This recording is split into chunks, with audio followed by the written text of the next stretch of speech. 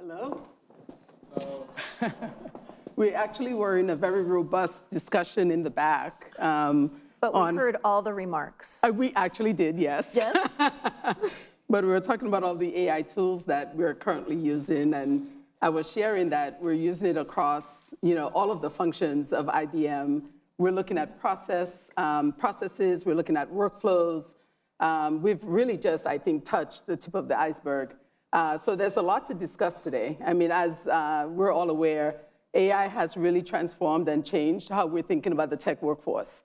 And we have to consider, what does that mean from access to tools, access to skilling, how do we support our communities, how do we work at the university level as well, and then what does that mean for the workforce overall? How are we looking at entry-level roles? How do we think about pipeline as well, from entry-level to higher-level roles at our businesses? And overall, it's a huge shift for us. Whenever I have conversations, people are usually either in the nothing is really happening around AI to apocalyptic, right? And I think we're in the middle, right? We're in the middle where there's a lot that's going to happen, and with any new technology, there's a transition period, but we always see that it involves creating new jobs, creating new solutions, creating new opportunities. So we're actually going through that transition period now. So we're going to jump in because I think in the higher ed space, it is really the backbone, right, of an AI era workforce development plan. So I want to talk to Robert and Lisa and have you jump in and talk about, in higher ed, what structural changes are you seeing, whether it's curriculum, credentials, partnerships, how professors are embracing it, how students are embracing it. What are you actually implementing to prepare learners for an AI career? So either one of you could jump in first. So I have the privilege of being the president of Empire State University, which is New York's first and only, I like to say, public online university. So you can imagine that we should be leading in this space, and I feel that we are with regard to really reimagining teaching and learning, certainly reimagining, as we all are, our operations. For us, our holistic student supports are critically important, and really leaning into our classes that are all designed to be taught online so that we can continue to really up the game with regard to how students' data literacy, information literacy now also includes AI literacy. And one of the biggest changes I think that's happened in education in places where it's being done correctly is that all of us, certainly at Empire, have embraced AI as a tool for students to learn and for them to learn to learn. And that really, I think, is the biggest way that we can be making a contribution in education, to really acknowledge that the college experience, but really any educational experience, should be about sparking not just curiosity, building knowledge and skills, but also building the adaptability and the curiosity that are needed to be a learner, not just of today's technology, but of tomorrow's technology. Yeah, and just staying there for a moment, not a lot, but many universities are also looking at either blocking AI tools or limiting AI tools, right? If you think about how you assess knowledge of students or having professors embrace it and bring it into their curriculum, how are you managing that? Are there very specific examples you can share on how you're enabling your students and your professors to embrace it in an intentional way? So we have brought real intentionality to our professional development program, and we did a full, last year, at the very beginning of the school year, a full week of AI boot camp for everybody at the institution. And I think that really set the tone for, you can block it if you want, but you're not blocking people's use of AI. And the other is, I find it interesting that many people don't even recognize that when you Google, you're using AI. Mm-hmm. So we're all using AI. Mm-hmm. So just, live with it and learn to really integrate it, I think, just in the same way we are operationally, integrate it into our way of being so that we can understand it and understand then what learning comes from reflecting on the integration of AI into assignments, into curricula, into certificates and skill building, so that we can consistently and continuously never get ahead, because I don't think that's possible, but at least have a culture in which we embrace the technology of the day, which will encourage a culture of learning for tomorrow. Okay. So Robert, what about you? How are you looking at changes, curriculum, and so forth in this AI era? Sure. And by the way, thank you for having me, everyone. It's a pleasure to be here. So about a year and a half ago at Hunter College, we did an internal survey, and despite what I think there's an assumption about about higher ed, about faculty, a year and a half ago, we discovered that over 70% of our faculty were already using generative AI in the classroom, right?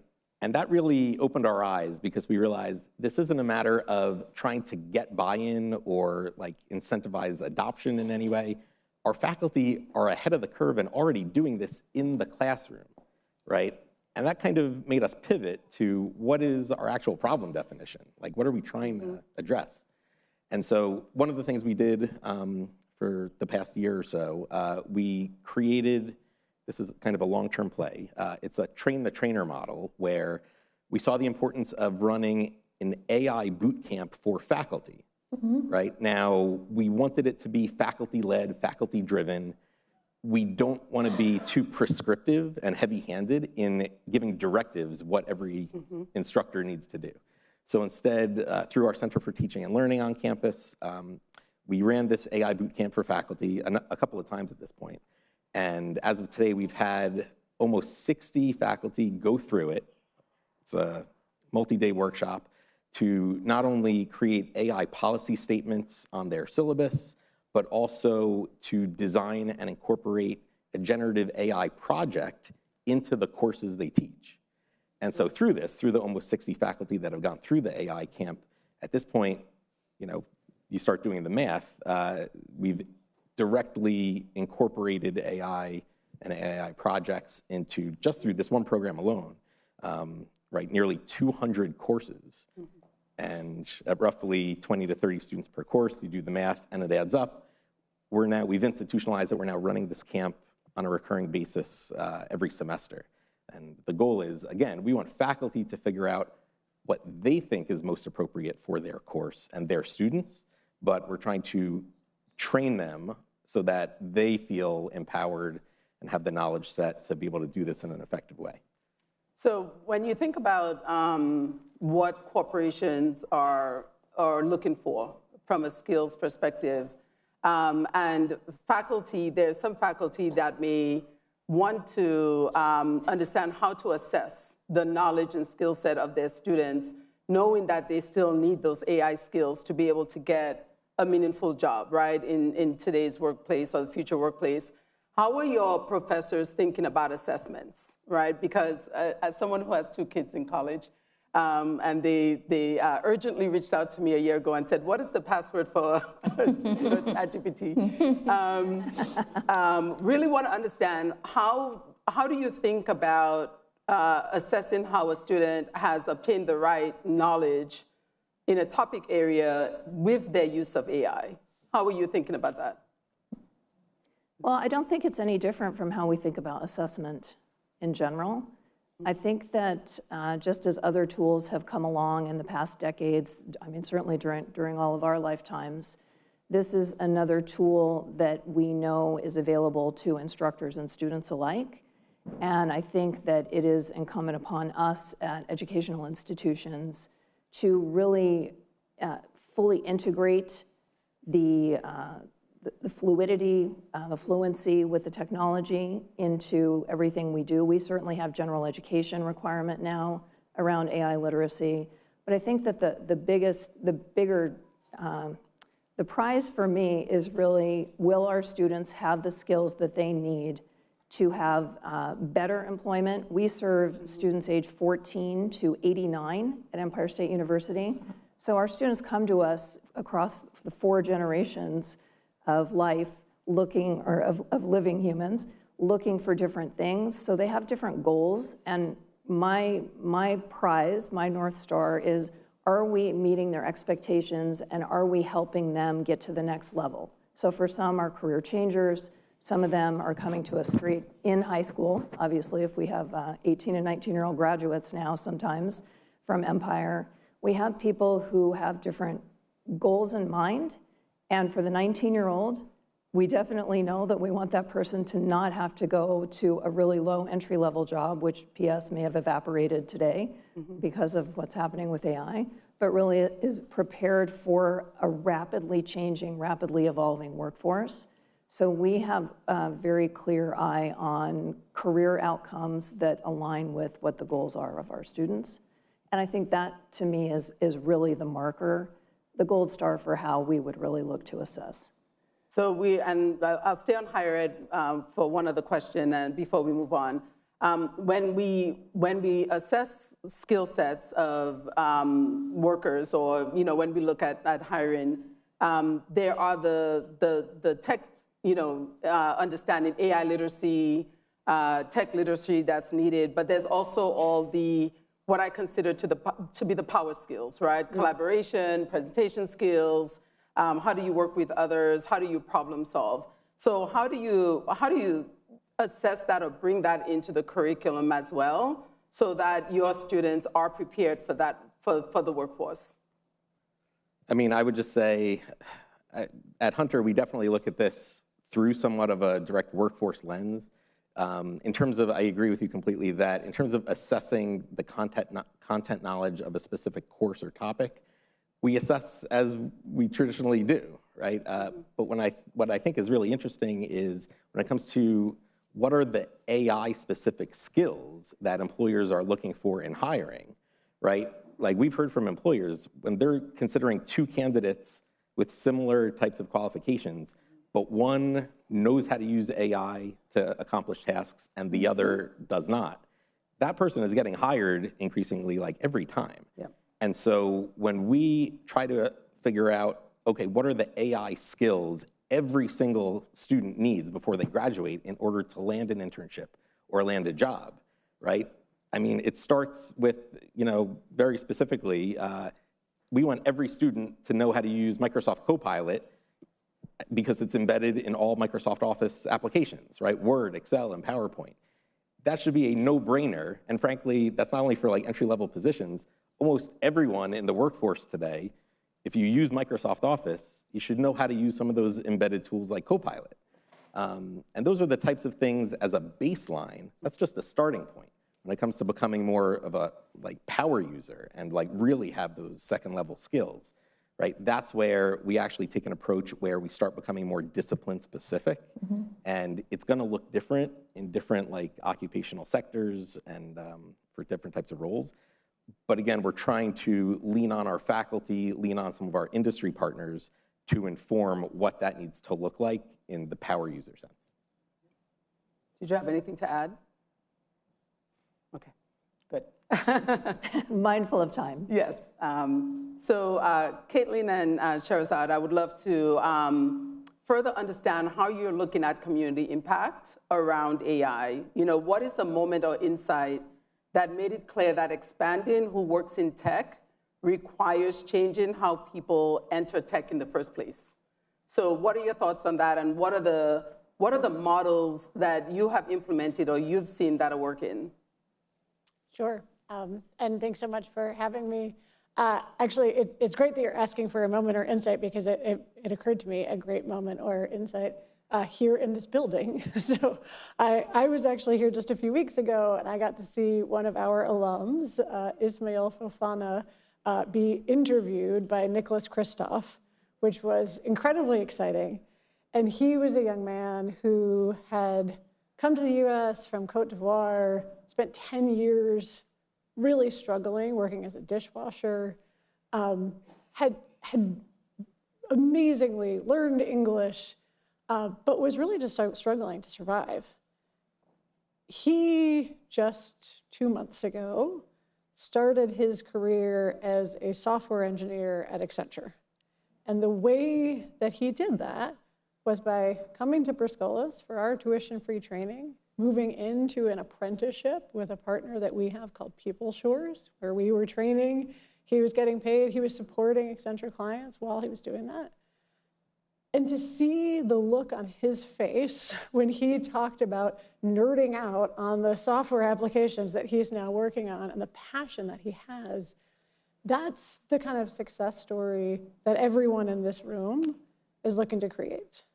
But I have to tell you, as I was sitting there listening to him, what I was thinking about was the decade that we all lost, that this brilliant person was not developing new applications, was not influencing the technology that we all get to use and get exposed to every day. And we know that there are literally millions of Ismails out there right this minute. You know, we now see AI as table stakes in every single one of our courses. So foundational productivity, understanding, the use of AI is embedded from actually even in our application process. We've also integrated AI tools into the learner experience throughout their journey for each of our different career paths. And, you know, to your point, Robert, really giving our learners hands-on experience with the occupation-specific AI tools that they are likely to be using on the job. But I can tell you the most important thing that we're hearing from employers and from our alums themselves is it's less about learning to use a tool and more about rewiring the way you learn and work. And so it's a practice more than a knowledge base. And I think there is tremendous potential for us as a sector to really rethink the way that we deliver education and to start integrating tools in that experience in an entirely new way. I love that. I don't know if you want to jump in first. Yeah. Follow on. I Yes. mean, I'm just so excited by everything that's already been shared and your great questions. And also, thank you to IBM Skills Build for the incredible platform that you offer to so many of us. From a community perspective, and I'm going to zoom out a little bit, right? Because your question is very specific about people working in tech.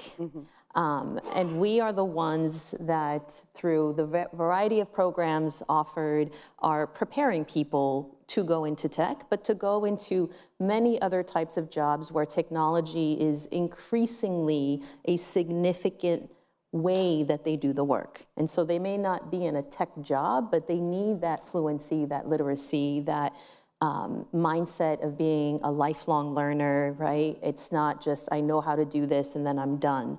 And I think that's really a lesson, and it's wonderful to hear that all of these examples are being lifted up.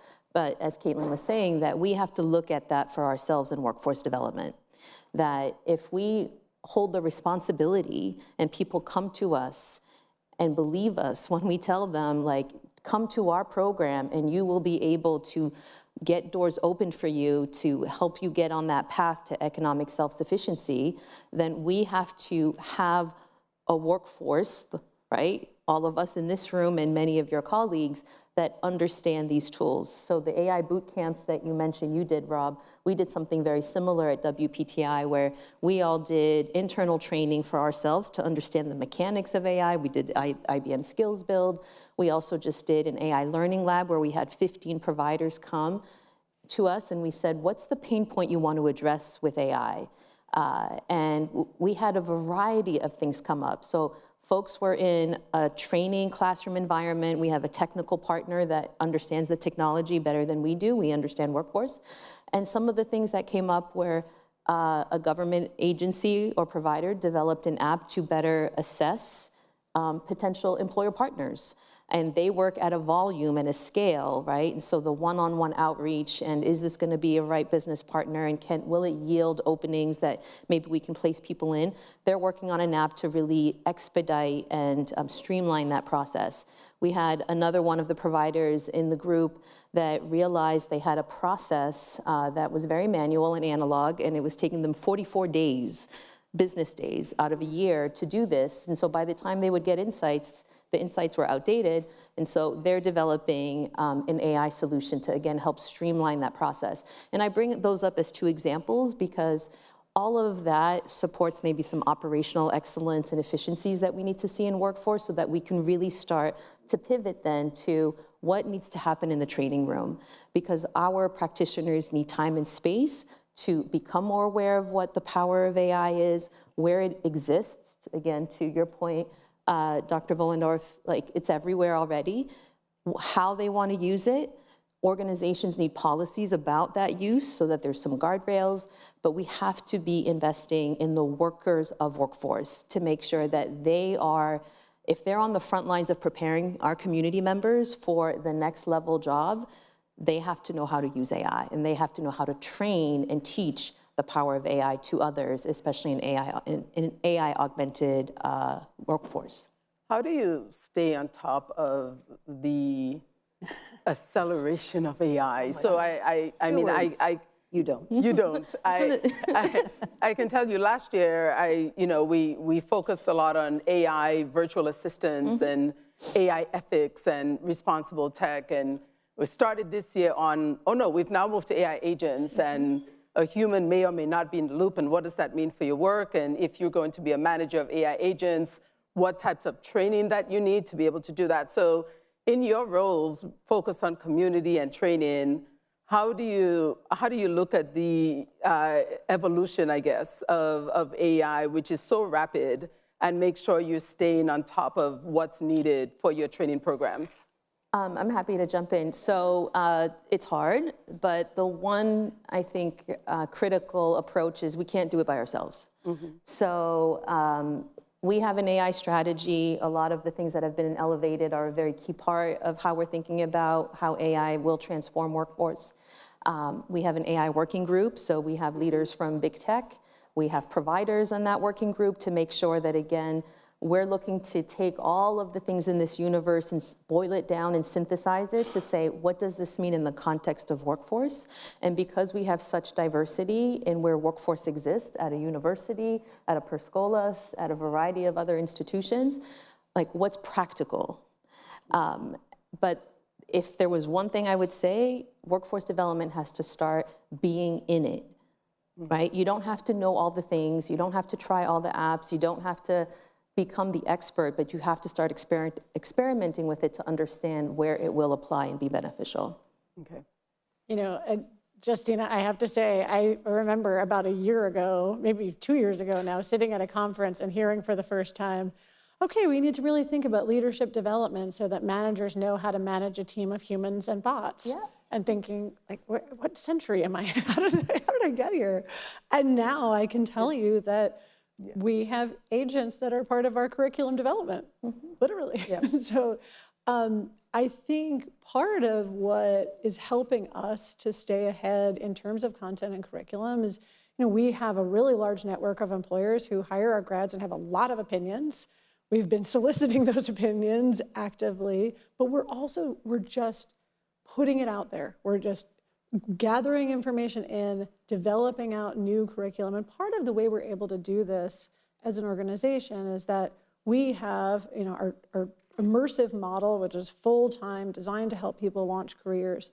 But then we have, in partnership with organizations like IBM Skills Build, as well as lots of content and classes, we develop and teach ourselves what we call Career Accelerator. And those are upskilling opportunities. And that's where we've been able to do a lot of the experimentation. So we have a new, you know, AI solutions class coming out in January that's going to help people build agents and create agentic solutions. And that was directly informed by employers that we're working with. We'll test it. We'll see how it goes. Maybe we'll integrate it into an immersive class. Maybe we'll expand it to, you know, employers who are interested. But it allows us to really experiment. Yeah. I will say, though, and this is going to be true for higher ed, as it is true for the workforce system, there are real regulatory barriers to innovation that do stand in the way of meeting employer needs. And this is important to recognize because this has always been a friction point. But honestly, today, the idea of it taking 6 months to a year to get a curriculum approved, it's just too late. It's changing too Things are quickly, just changing yeah. too fast. And I think that this is something from a policy perspective that we all really need to focus in on. So staying with both of you, so making sure we're not leaving populations behind requires that people have access to free tools, to the training. What communities do you think are most at risk? I can. I'll jump in on this one. Sarah's We're not- doing this in groups of two, but we'll have a solo one soon. Great. Yeah, I know. I'm worried about you over here. That's a great question, right? And I think we all, look, COVID was a really good reminder for all of us that access to technology and broadband is still beyond the reach of many households. And so then you add the demands and computing power of AI, and this is a serious, another reflection on the challenge of accessing the technology that people need. We're seeing that even today, I'll tell you, as we look at planning for next year, we recognized that we had to upgrade the requirements of laptops that our learners are using because of the AI tools that we're integrating into everything. And so this is real and across the board. I honestly think that the most vulnerable population right now, though, are folks who are in roles today who have high exposure to AI and who haven't yet been able to truly upskill. And I think this is a moment where there are many, many people across the city who are in a job that is more vulnerable than they realize, and that we as a sector can be thinking about upskilling people while they are still in the workforce as opposed to waiting for layoffs to come. That's what worries me. What are your thoughts? So yes. But I'm also, the reason I hesitated is Michael Collins, who was on the stage earlier from Jobs for the Future, at the Horizons conference that they did in June, he presented on a report, on a study that they did around what communities are actually quick adopters of AI. And it was African-American community. Right? And that kind of surprised the group that was in the room. And he highlighted that it was actually individuals that would be considered more lower income. And so I pause because I want to make sure that sometimes we may also have biases about who has access or who has interest. Certainly there are broadband and technology access issues that are real. Or that aren't as convenient, right? Going to the library, if that library has laptops that can host and all those things, may be an option, but is that really accessible? Probably not. So I think there are aspects of our community where there's an excitement because there's a realization that maybe this opens up opportunities and access and information in ways that they haven't had access to before. I would say, and others in this room might be better positioned to speak on this. I imagine, we have an aging workforce. Our older adults are working much, much longer.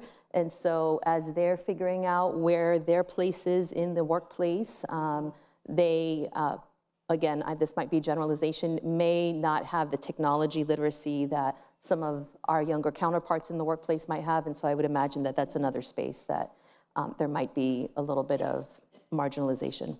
Even beyond the workforce and preparing people for jobs, I think there's general AI awareness that needs to take place across every demographic, everyone, every age level, because there are a lot of, like we mentioned, there are biases. There are ways that people are going to use AI in not a very positive way, right? It could have a negative impact. So I look at it as, if you really think about AI, the fundamentals of AI and AI ethics that I think everybody needs to understand and know.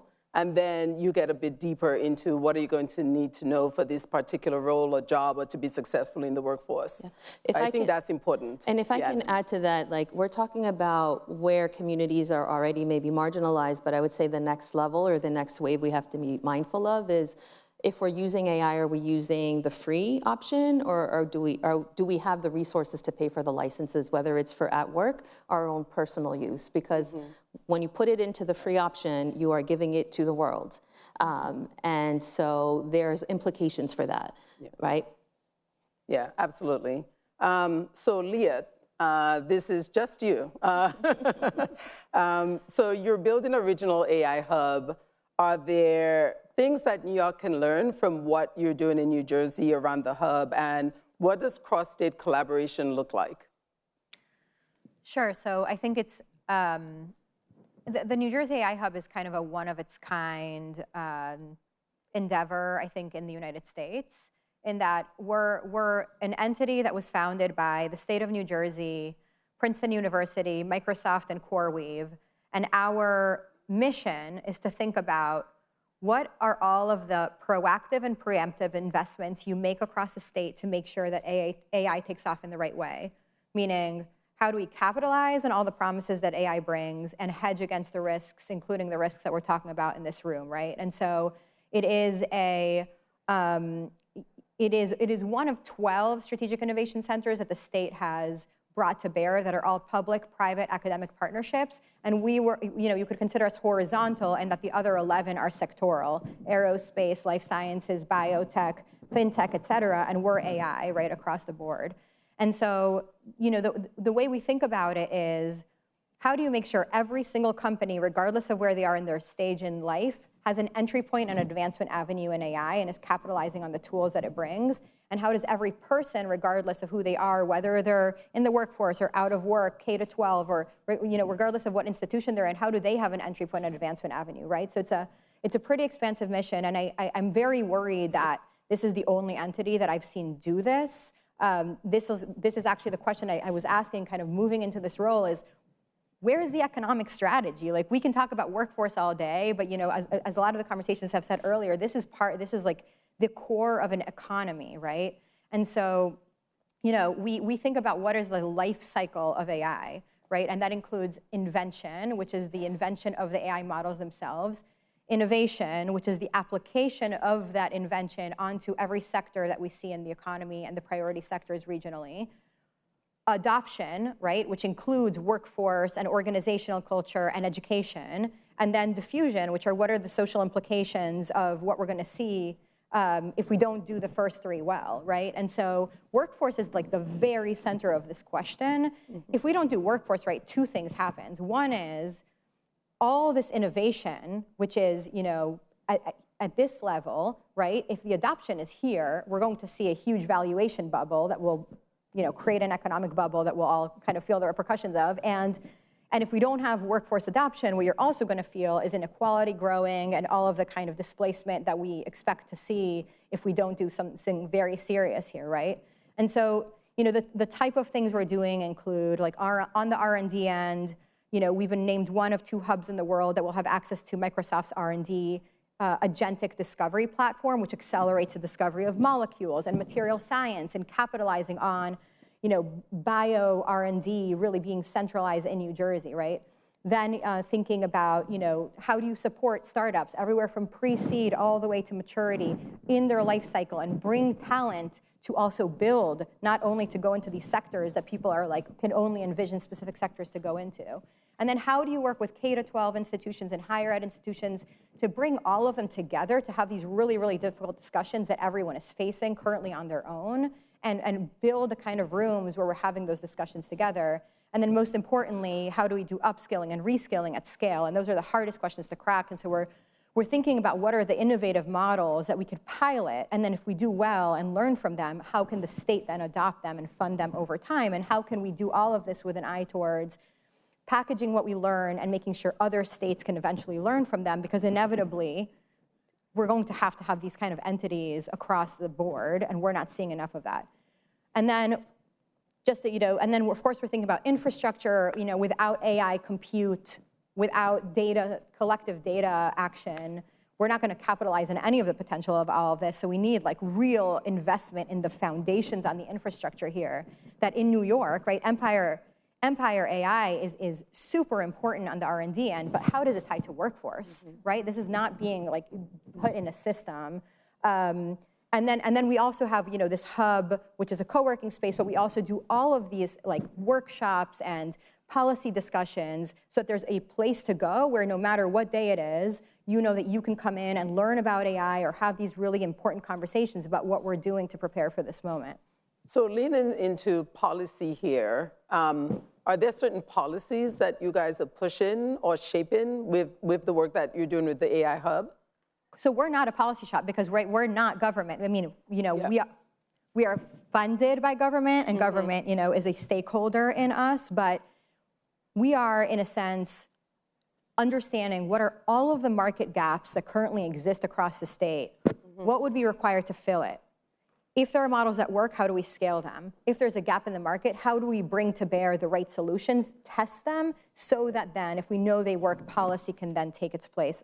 And of course, there are places to have policy discussion, but I wouldn't say we're policymakers. Okay, got it. So for the last few minutes, I'm going to throw out a couple of questions. Feel free to jump in. If each of you could redesign the tech workforce system, everything from training, hiring, credentialing, partnerships, from the ground up, you threw everything out that we're doing today and say, I'm going to design this.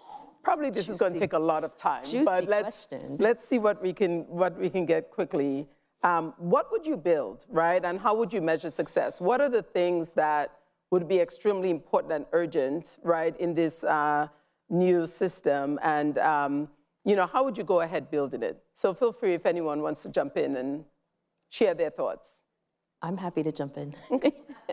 I'll try to be quick so that we can hear from everyone else. If we were able to design anew. Yes. So there's a couple things that come to mind, right? One, the people that do this work, I think, pay them well, appreciate them, train them. That goes without saying. Two is similar to the approach, Liat, that you were mentioning, and Caitlin, really allow for experimentation in the system.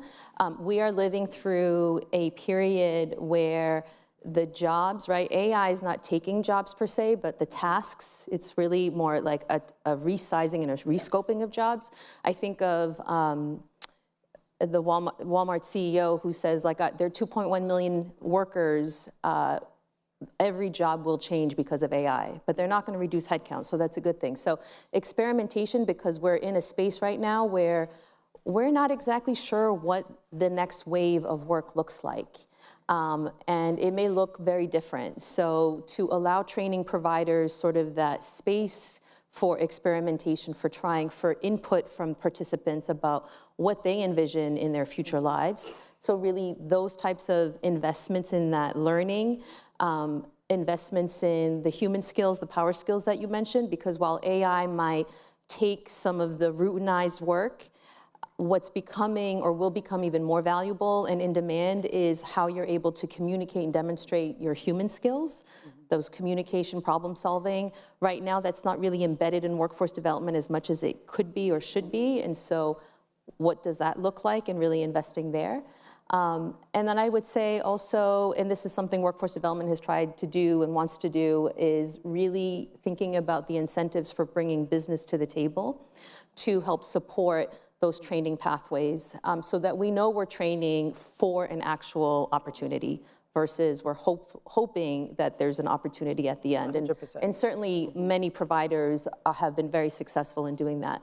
I'll stop there. I have more ideas, but I want to hear. Lisa, do you? Well, what I would say is we don't have to go back to the drawing board. Public education should be the bedrock, and can be better, and always should strive to be better. And we have K through 16, pre-K through 16 public education in the city, in the state of New York, and we have models that can be flexible and innovative and forward-looking and are hampered. I not only will admit, but I will say that I stand by my colleagues' cry for less bureaucracy that is slow in a time when we really need to be fast and flexible to drive equity and to make sure that the digital divide doesn't continue to become wider, but actually that through our public education system, we can continue to narrow the gap.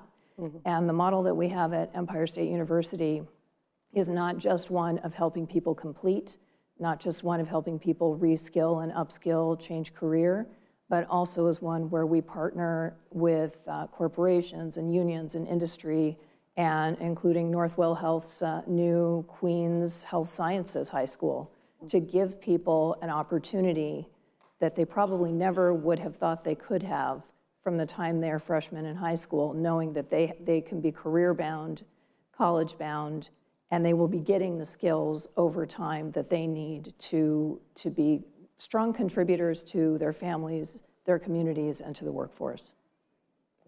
Robert? Yeah, so two quick things. First, in a pure, the question was on tech workforce development. So in my experience, a lot of times the focus of that tends to be on software engineering because those jobs are better paying and whatnot. So frankly, like through my eyes, from what I've seen, generative AI, one of the supposed job paths that's going to be eliminated by AI are software engineers and people who write code. However, I can tell you that I have a 14-year-old at home who can use ChatGPT to spit out some Python code. My kid thinks he's a genius, and then He is is. like, Don't burst his bubble. but then once the code is on the screen, is like, how do I actually run the code? How do I actually, deploy it and put it on a website? And so I think this is just kind of a shift away from, the focus had been on writing code from scratch. Now it's going to be on editing code, which is frankly more what happened in the workplace anyway, and an increasing importance, almost more demand for architecture, for designing computing architecture rather than on pure coding. The demand for that is actually increased by how generative AI can spit out code real quick. I'll also say, I love the question of if we're starting to develop a system from scratch. I mean, I think a lot of people in the room, certainly not everyone's on tech workforce. So in whatever sector people are coming from, it really is, it's exciting to me. I smile when I talk about this because this is the once in a generation, transformational moment, right?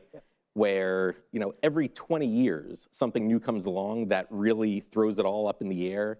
And it's literally the people in this room, the future leaders in workforce in the city, in the country even, who these are the people in the room who are gonna build based on this transformational moment. And I think my fear always, when I think outside my role and just for the city in general, is we should all make sure we're not missing the moment, right? And just lean in whatever your sector is gonna need, right? Build that system, right? This is the time. It won't come around again for another 20 or 30 years. By then I hope to be retired. So I view it as this is it. This is the big thing we're gonna hang our hat on, and let's set it up.